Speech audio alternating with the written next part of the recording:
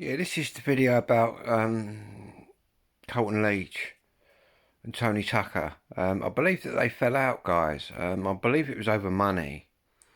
I don't know who owed who the money or who was. I believe one of them was pestering the other one for money all the time, and I think that's why they fell out. And I think you'll find as well, where if you look at the Rise of the Foot Soldier, the script, which is obviously Colton's life story. He had input into the first film.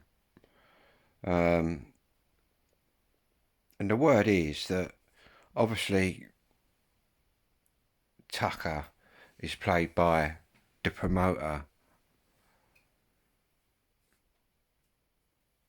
Terry Turbo, who just, do you know what I mean? He's very loud and outrageous, which Tucker wasn't. Apparently he was quite quiet and, do you know what I mean? Not loud like that at all. And you're trying to tell me that Colton Leach is friends with Tucker when he's given the red light for that film to go forth, and like he had input into it. So he could have turned around and said, "No, hang on a minute, Tucker weren't like that loud." Do you know what I mean? Wind that in a bit, but he never did any of that. That's because they fell out, guys, I believe. And also, Craig, obviously, you got that fella playing Craig. They portray him as a bit of a gopher when in reality he wasn't at all. He was quite handy. Do you know what I mean? Up for the row if it happened or whatever. Do you know what I mean? He wasn't the gopher that he's portrayed. It's all so wrong, really, to be honest with you. They should really have portrayed them as how they were. But I believe that's because I've also heard that Mr.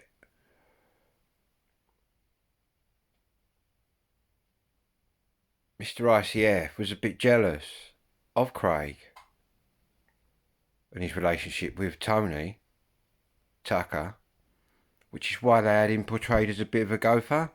I believe that that's the story. Um, Correct me if I'm wrong, guys. Sorry, you're all going to swarm in here and correct me anyway. It's quite a lively topic. Also,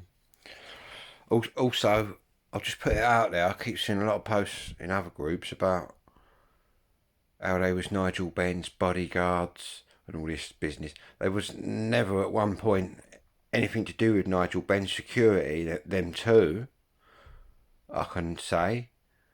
I think you'll find a guy called Peter DeFreitas was in charge of the security, and he had three of his own men on that weren't Tucker or Colton Leach. I think they were just like mates with Nigel Benn.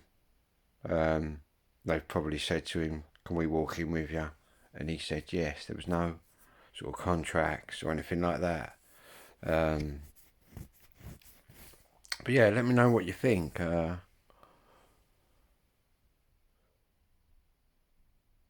Do you think they should have portrayed Tucker and Craig in the correct manner that they actually were? I do.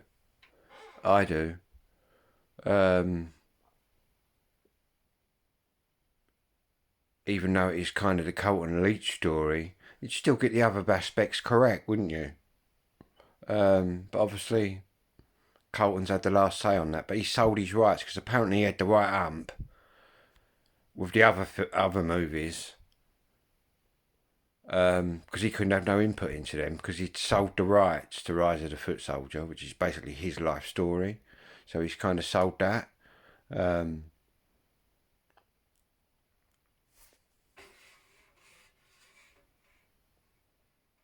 yeah, I think they should have portrayed them as they were and not made them out to be people that they wasn't. Um, yeah, anyway. Let me know what you think, guys.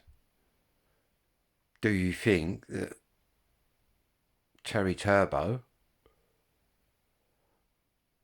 is over the top playing Tucker? The only one that I believe that the other guy, what's his name? Who plays Pat Tate? That guy. I've heard that he's actually quite like Pat Tate. But I've never met Pat Tate. Possibly could have been in the same room as him at some point. I actually arrived at Holiday Bay before all them lot met up. I was in there as a young offender. I spent my 18th birthday in there, Holiday Bay. But I think I left at the end of the 80s. And then it swapped over to a prison.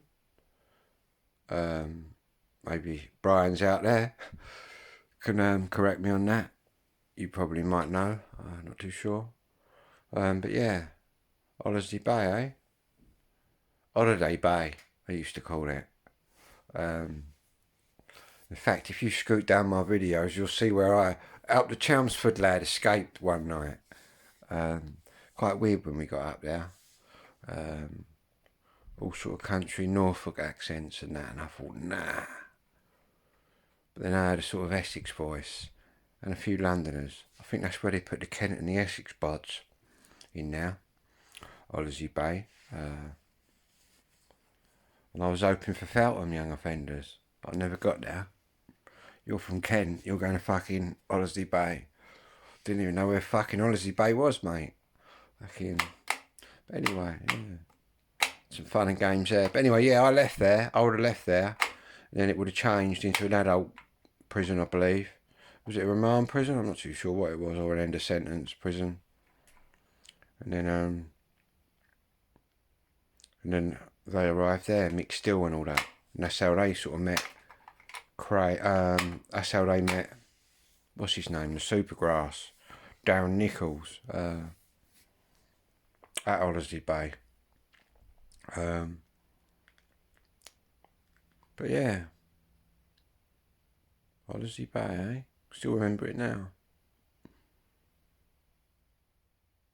Fucking Ipswich, Suffolk, up that way. Fucking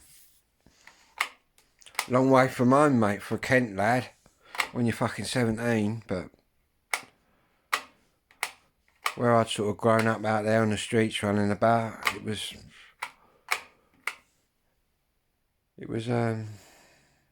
weren't too bad, but to be honest with you, I wouldn't want to go through it again. Anyway, guys, whatever you're doing, have a good one.